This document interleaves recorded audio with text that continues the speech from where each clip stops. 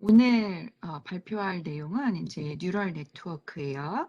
그래서 뉴럴 네트워크라고 하는 컨셉 자체는 저희가 뭐 클래시파이어라고 하는 다양한 기법들, 뭐 SVM이라던가 아니면 로지스틱 레그레이션 이런 컨셉도 사실은 베이직 단일 뉴럴 네트워크 모델에서는 같이 해석이 될 수 있는 그런 부분입니다. 그래서 초기 단계로 그 부분을 좀 얘기를 하도록 할게요. 뉴럴 네트워크라고 하는 거는 일단 하나의 뉴런이 있으면 그걸 퍼셉트론이라고 얘기를 하고, 이제 그게 여러 개 있으면 뉴럴 네트워크이다라고 단어를 쓸 수가 있죠. 그래서 등장 자체는 1960년도에 등장을 했는데 1980년도 때 쇠퇴를 했다가 최근에는 다시 활발하게 되고 있는 분야입니다. 그래서 저희가 SVM에서 이미 많이 접해본 표현이긴 한데요. W, 트랜스포즈 하고 있는 프로덕트 X를 한 다음에 B를 더했을 때 요것을 뉴런으로는 어떻게 표현을 하느냐. 일단 X라고 하는 것이 X1부터 이제 D까지 존재를 하고요. 이런 입력이 결과와 커넥티드 된, 즉 커넥티드 웨이트 W1부터 D까지 곱해져서 바이어스라고 하는 개념이랑 더해져가지고 하나의 뉴런으로 표시가 될 수 있습니다. 그래서 저희가 이렇게 길게 얘기를 했지만, 그리고 그림으로 표현된 요것을 딱 클리어하게 이퀘이션으로 표현을 하면 다음과 같이 표현을 할 수가 있고요. 그래서 그 X라고 하는 건 아까 설명드린 것처럼 1부터 D까지 가질 수 있는 입력 값들이고, 그것이 이제 벡터가 되겠습니다. 그래서 요것을 이제 시그마로 이제 표현을 하면 가운데 있는 이퀘이션 표현이 되는 것이고, 짧게는 A 그다음에 X라고 볼 수가 있겠어요. 그래서 결론은 이런 AX를 다양한 액티베이션 펑션에다가 대입을 할 수가 있는데, 이런 아웃풋 액티베이션 펑션은 이퀘이션 표현으로는 AX를 G로 이제 통과를 시키는 거죠. 그래서 궁극적으로 제일 짧게는 H of X로 표현을 할 수가 있습니다. 그래서 이런 액티베이션 펑션은 이제 종류가 굉장히 많기 때문에 이런 종류별로 뉴런의 다양한 특성을 이제 표현을 해볼 수가 있겠습니다. 네, 그래서 다시 한번 정리를 하자면 W는 커넥션 웨이트가 되고, B는 뉴런 바이어스가 되고, G는 액티베이션 펑션이라고 이제 불리우게 됩니다. 그래서 크게 앞부분을 프리 액티베이션이라고 하고, 혹은 인풋 액티베이션이라고 얘기를 하고, 이 뒷부분에 있는 부분은 결국에 아웃풋 액티베이션이라고 이제 얘기를 하게 됩니다. 그래서 이런 뉴런으로 우리는 무엇을 할 수 있느냐? 아주 간단하게는 저희가 SVM에서 살펴봤듯이 바이너리 클래시파이어를 고려해 볼 수가 있습니다. 그래서 X1이라던가 X2라는 2차원 입력 값에 따른 뉴런의 액티베이션, 즉 Y1, 앞에서 볼 수 있는 것은 이런 H, 최종 값인데요. 입력 값에 따른 Y를 이렇게 분류를 해볼 수가 있겠습니다. 그래서 어떻게 보면 저희가 SVM에서 이미 겪어봤겠지만 하이퍼플레인과 같은 이런 디시전 바운더리가 있게 되고, 이 디시전 바운더리를 기준으로 클래스 1, 클래스 2 이렇게 저희가 표현해 볼 수가 있겠죠. 그렇기 때문에 뉴런을 가지고, 특히 단일 뉴런을 가지고 저희가 바이너리 클래시파이어를 쉽게 디자인해 볼 수 있다. 이 의미를 아시면 될 것 같습니다. 그 다음에 G 모양에 따라서 이 경사가 굉장히 가파른지 덜 가파른지 이런 것들을 이제 표현을 할 수가 있어요. 그래서 artificial neuron은 일단은 connected weight, 그 다음 bias, 그 다음 activation function 이렇게 구성이 된다. 이렇게 보시면 될 것 같아요. 그래서 사실은 이런 뉴런 네트워크를 어떻게 구성하느냐에 따라서 뉴럴 네트워크의 커퍼시티를 저희가 다양하게 표현을 해볼 수가 있어요. 그래서 자세히 보시면은 여기 이제 그림이 조금 다른데요. 요 그림 같은 경우는 앞서 보이는 그림이었죠. 그래서 굉장히 가파르게 올라가서 클래시피케이션이 되는 걸 볼 수가 있고, 또 얘 같은 경우는 가파르게 올라갔다가 또 내려오는 이런 구분이 보여질 수도 있고요. 또 요쪽은 가파르게 올라가기 전에 면적이 좀 크고, 그 다음에 올라가서 또 구분이 되는. 그래서 어떻게 보면은 뉴런이라고 하는 것, 그 다음에 뉴런 네트워크를 통해서 저희가 다양한 클래시파이어를 디자인해 볼 수 있겠구나. 이런 캐치를 좀 해보시면 좋을 것 같습니다. 그래서 궁극적으로 나중에 딥러닝이라고 하는 거를 저희가 보게 되면 은닉층의 개수가 굉장히 많기 때문에 지금 앞서 보이는 그림처럼 정교하게 커퍼시티를 저희가 디자인을 하고 설계를 해볼 수가 있겠죠. 그래서 위에 보이는 이런 그림들과 밑에 보이는 어떻게 보면 뉴럴 네트워크를 한번 매핑을 시켜보시면 각각의 액티베이션 펑션이 있지만 액티베이션 펑션에 이런 바이어스 텀을 둬가지고 너무 치중되지 않도록 저희가 컨트롤해 볼 수도 있다. 이런 개념을 알고 계시면 될 것 같아요. 그래서 여기서 보면은 Y1, Y2가 여기에서 보이는 Y1, Y1, Y2가 되는 것이고 궁극적으로 이런 단일 각각의 뉴런을 가지고 뉴런 네트워크를 디자인을 해서 Z라고 하는 새로운 아웃풋 액티베이션을 저희가 만들 수 있구나. 이런 컨셉을 또 캐치를 하시면 될 것 같습니다. 그래서 이런 히든 레이어를 얼만큼 고려를 하고 그 다음에 커퍼시티를 얼마만큼 저희가 디자인을 할 거냐에 따라서 앞서 보이는 컨셉을 바탕으로 뉴럴 네트워크의 구성을 저희가 정교하게 바꿔볼 수 있겠고 요거에 따라서 구체적으로 내부적으로 어떤 효과가 있느냐를 그림으로 동시에 볼 수 있는 그런 컨셉이 되겠습니다.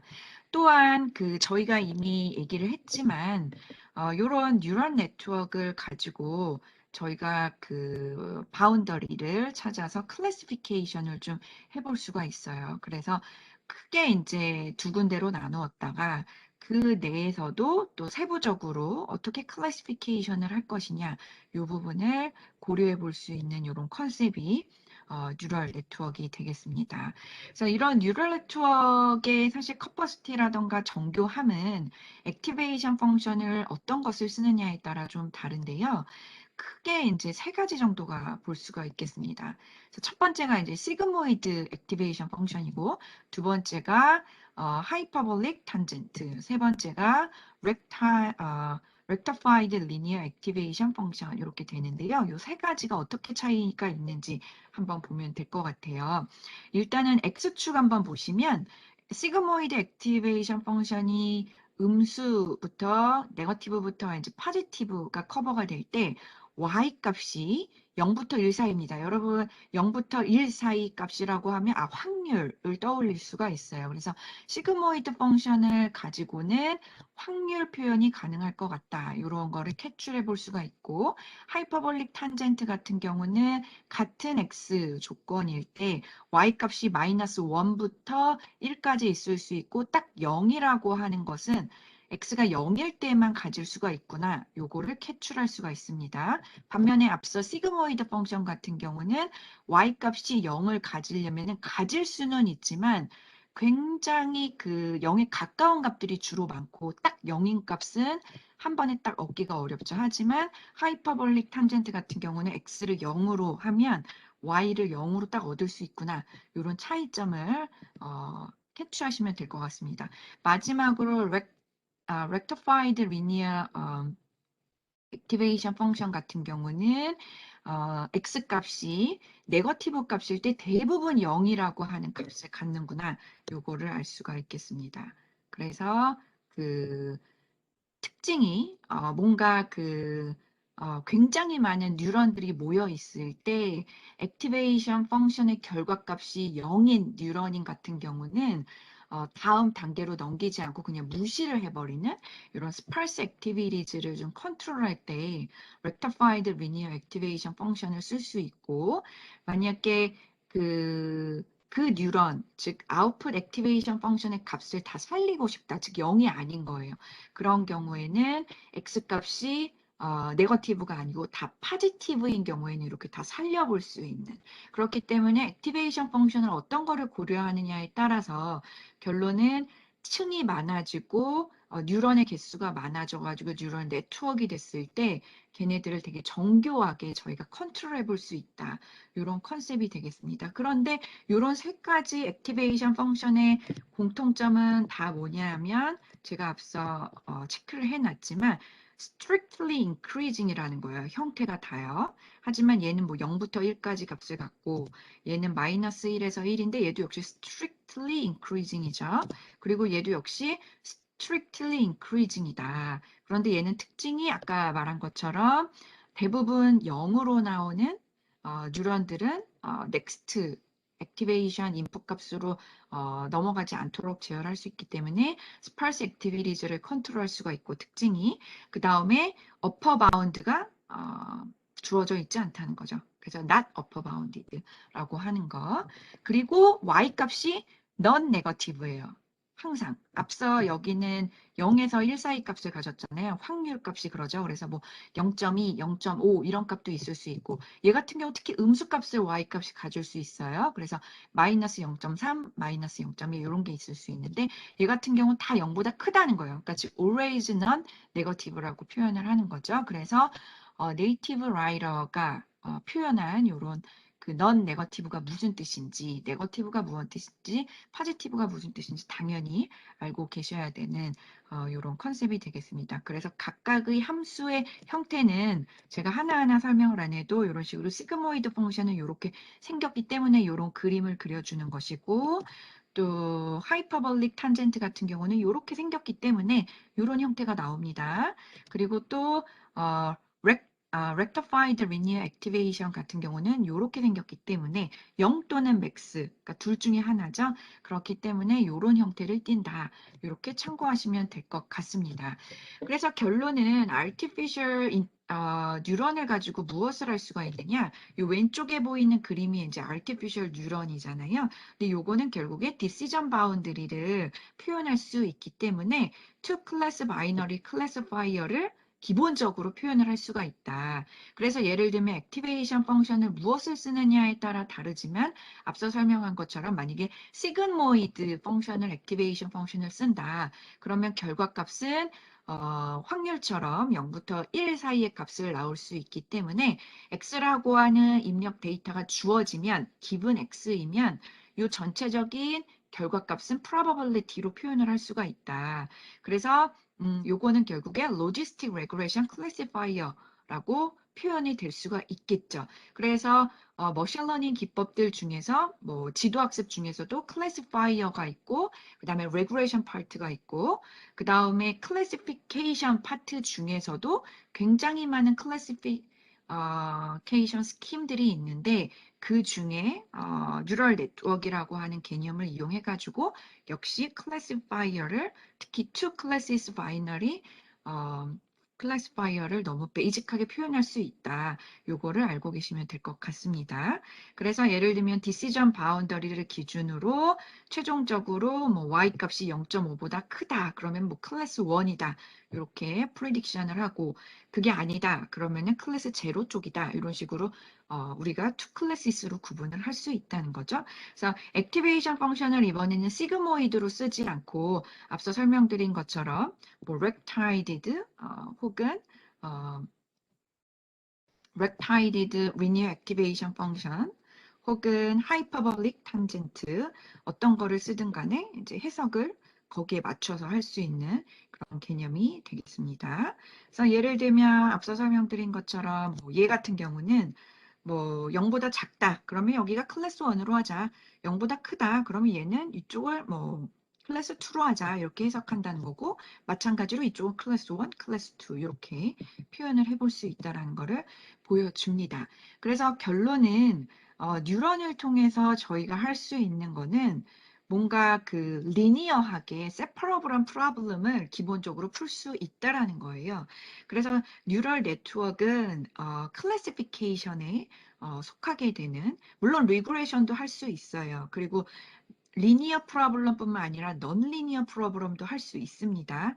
하지만 기본적으로 클래시피케이션이면서 리니어 클래시피케이션에 베이직하게 적용이 되는 게 기본이다. 이게 이제 오늘의 메시지가 되겠습니다. 그래서 요거를 이제 그림으로 한번 표현을 해보자면 x1에 이제 0과 1이 있고 x2에 0과 1이 있어요. 그랬을 때 오어 연산자와 이제 엔드 연산자를 하나의 단일 뉴런으로 이제 표현을 해볼 수가 있겠는데요. 오화 연산자 같은 경우는 x1, x2를 고려했을 때 둘 중에 하나가 1이면 무조건 그냥 1이라고 이제 답을 내버리기 때문에 이 점선 decision boundary를 기준으로 해서 x0가 0 혹은 1 어떤 거든 간에 이미 x2가 1이기 때문에 이쪽 부류는 다 뭐 예를 들면 클래스 2가 된다. 그래서 이 decision boundary 밑에는 클래스 1이다. 이렇게 구분을 지을 수 있다라는 거죠. 그런데 반면에 저희가 AND 연산자라고 하는 거는 어떤 특성을 가지고 있어요? OR는 아까 말한 것처럼 0, 1, 뭐 1, 0, 그죠? 1, 1. 어떤 페어든 간에 1이 들어가 있으면 그거는 그냥 1로, 즉 클래스 2로 이제 클래시피케이션을 한다는 특징이 있죠. 그래서 0, 0인 경우만 클래스 1이잖아요. 근데 AND는 반대죠. AND는 어떻게 돼 있어요? AND 같은 경우는 원래의 성격이 0, 1, 1, 0, 1, 1, 0, 0일 때 그 오화랑은 반대로 1, 1인 경우에만, 즉 둘 중에 하나가 아니고 둘 다 1인 경우에만 클래스 2로 원래 그 매핑을 하고 그 나머지는 다 어떻게 보면 그 반대 케이스로 이제 인식을 하게 되죠. 그런데 여기에서의 차이점은 AND는 원래 그런 기능을 가지고 있습니다만 여기에서의 표현은 X1에 니게이션이 있어요. 니게이션이라고 하는 거는 반대, 낫을 붙였다라고 생각하시면 돼요. 즉 x1이 0일 때 니게이션을 붙이게 되면 얘는 1로 바뀌는 거죠. 그렇기 때문에 얘는 알고 보면 이제 1인 거죠.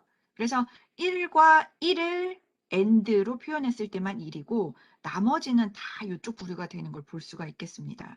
그래서 마찬가지로 x1이 1이다. 근데 그 x1의 니게이션을 하게 되면 0이잖아요. 그죠? 그러니까 얘는 0,0이 되는 거예요. 얘 같은 경우는 어떻게 돼요? 1,0이 되는 거죠. 즉 0이 하나라도 들어있으면 AND 쪽은 다 그쵸? 클래스 1으로 분류를 하게 됩니다. 마찬가지 같은 원리로 이번에는 x1이 아니고 x2의 니게이션을 하게 되면 디시전 바운더리가 이렇게 되면서 클래스 1과 클래스 2가 이제 구분이 되는 거예요. 그래서 요거를 바탕으로 저희가 알 수 있는 건 뭐냐면 뉴런 하나를 가지고 우리가 입력값 x1과 x2가 들어왔을 때 어떤 형태로든 간에 투 클래스 파이어로 우리가 디자인을 해볼 수 있구나. 요거를 기억을 하시면 됩니다.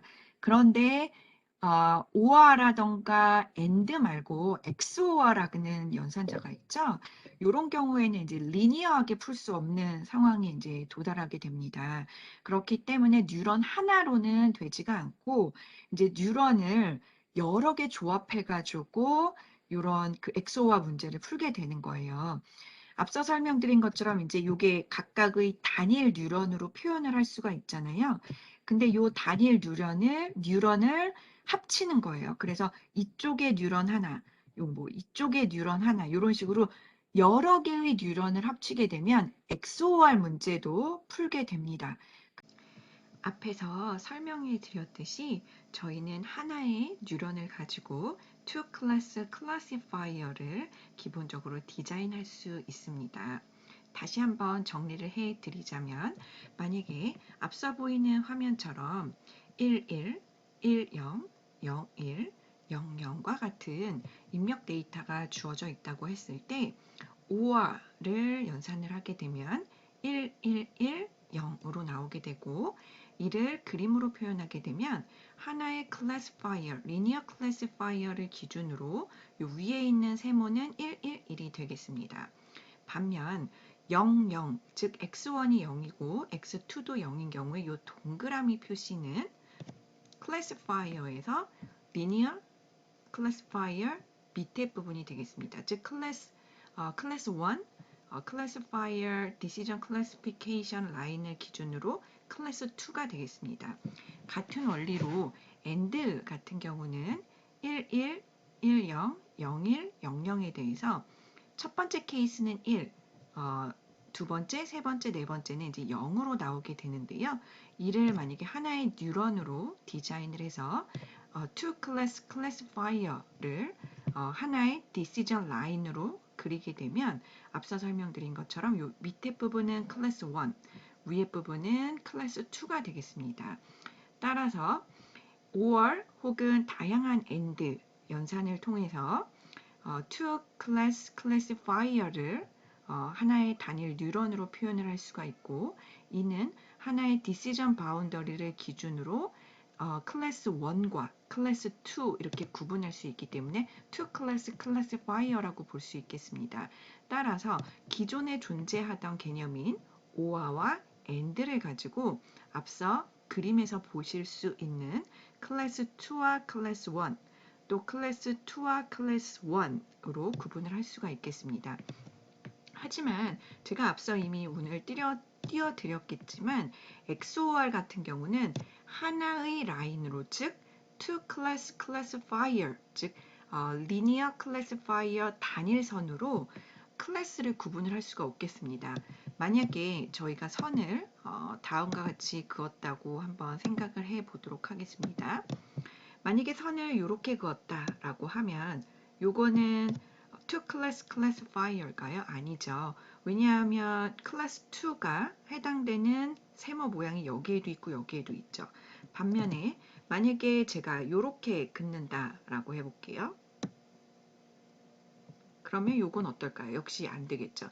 즉 XOR 문제는 to class classifier, 즉 단일 decision boundary는 to class로 클래스 1 쪽과 클래스 2로 구분을 할 수가 없는 이런 문제에 봉착하게 됩니다. 따라서 앞서 제가 이미 설명을 드렸지만 이런 XOR 문제는요, 앞서 단일 각각의 뉴런들을 잘 조합을 해가지고 풀 수밖에 없는 상황에 나오게 됩니다. 만약에 저희가 XOR 문제를 풀고 싶다면 XOR이라고 하는 거는 기본적으로 1, 1, 0, 0 이렇게 어떤 값이든 간에 두 개의 입력 데이터가 동일한 경우에는 XOR의 값이 이제 이런 식으로 제로가 나오게 되고 1, 0, 0, 1 이런 식으로 입력 데이터 두 개가 서로 다른 경우에는 이런 식으로 1이 나오게 됩니다. 그래서 1인 경우에는 뭐 클래스 2로 하고 0인 경우에는 클래스 1이라고 했을 때 저희는 XOR 문제를 단일 linear classifier로, 즉 하나의 라인으로는 구할 수 없기 때문에 결국에는 파란색 얇은 선 안에 있는 두 개의 각각의 뉴런, 즉 두 개의 뉴런을 잘 조합을 해서 XOR 문제를 풀어야 됩니다.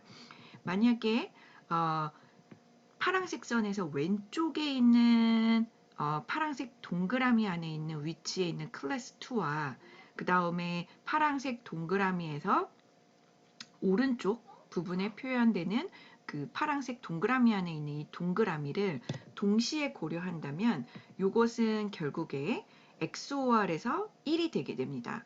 같은 원리로 파란색 큰 동그라미 안에서 왼쪽에 있는 뉴런의 아래쪽의 동그라미 안에 있는 이 동그라미와 큰 파란색 동그라미 안에 아래쪽에 있는 역시 파란색 동그라미 안에 있는 이 세모를 동시에 고려하게 되면 1, 0은 역시 1로 표현이 되고 0, 1도 1로 표현되는 게 XOR이기 때문에 앞서 보이는 두 뉴런을 합친 XOR의 최종 결과는 그쵸? 1과 1이 되겠습니다. 마찬가지 원리로 만약에 AND 하고 또 다른 AND, 즉 두 개의 뉴런을 동시에 고려해가지고 나머지 위치에 있는 데이터들을 고려를 하게 되면 이것은 0이 나오는 걸 볼 수가 있겠습니다. 결과 각각의 뉴런에서의 값을 XOR을 시켜서 저희가 값을 고려한다면 초기에 주어진 데이터가 non-linear problem이더라도 결국에 XOR 문제로 인해서 저희는 linear classification이 가능하게 된다. 따라서 앞서 보이는 것처럼 서로 다른 데이터에 대해서는 클래스 2로 클래시피케이션이 되게 되고 같은 데이터에 대해서는 클래스 1으로 클래시피케이션이 되기 때문에 이런 XOR 문제도 여러 개의 뉴런을 고려해서 클래시피케이션을 할 수 있다. 이렇게 결론을 내릴 수가 있겠습니다. 제가 오늘 강의를 하면서 보여드린 슬라이드의 그림과 또 내용은 주로 뉴럴 네트워크에서 굉장히 유명한 구글에서 일하셨던, 그리고 트위터에서도 일하시는 휴고 랄로첼로의 강의 슬라이드에서 많이 가지고 왔습니다. 그 이유는 이분이 뉴럴 네트워크에서 제일 인지도가 높으신 분이시고, 역시 또 깊이 있게 강의하시는 대표 주자이기 때문에 이분의 그림과 또 많은 참고 자료를 좀 가지고 와서 여러분에게 전달을 해드리고 있습니다. 이 부분 좀 참고하시면 좋을 것 같고요. 그래서 결론적으로 artificial neuron을 통해서는 저희가 그 linear problem은 물론이고 non-linear, separable problem도 단일 뉴런을 확장을 해서 여러 개의 뉴런을 가지고, 즉 XOR 문제를 풀 수가 있다. 그래서 하나의 뉴런, 즉 싱글 뉴런으로는 XOR을 표현할 수 없지만 뉴런이 3개가 모여서 각각의 뉴런의 AND 그리고 최종적으로 XOR을 한다면 저희는 XOR 문제, 즉 여러 개의 클래시피케이션이 고려돼서 저희는 궁극적으로 원하는 목적을 달성할 수 있다라는 것을 알고 계시면 될 것 같습니다. 그래서 오늘 첫 번째 뉴럴 네트워크의 강의는 이것으로 마치도록 하고요. 간단한 개념이지만 결국에 그 머신 러닝에서 클래시피케이션 파트 중에서도 뭐 SVM이라던가 디시전 트리, 그리고 뉴럴 네트워크를 통해서 머신 러닝에서 클래시피케이션을 심도 있게 설명할 수 있다는 것을 꼭 알고 계시면 될 것 같습니다. 네, 수고 많으셨습니다.